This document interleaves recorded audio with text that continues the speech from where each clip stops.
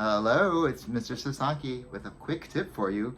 Hey, so in my first video, I talked about how there was a problem we couldn't play together online, right? Well, here's a workaround that I've kind of figured out, and it works for me and my students. So what I'll do is I'll have my student mute themselves, and then I will play something. They play along with me, but I can't hear what they're doing. So much like, karaoke at home, they feel much more confident just doing it on their own. And I'm not there, no judgment. They can tell me whatever they want, but self-assessment. They really do listen to themselves better when they have to be accountable for it. So here we go. So I'll say, let's start.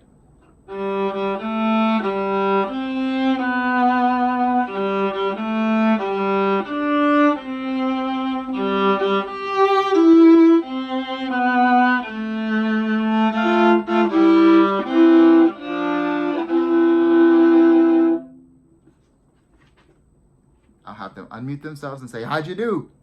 And from there, they'll be able to tell me, thumbs up, sideways, thumbs down, why not up, if not. And they self-direct what they want to fix. And I think that's the best way to sort of get around this not being able to play together, is that we sort of put the pressure off, but at the same time, accountability goes up.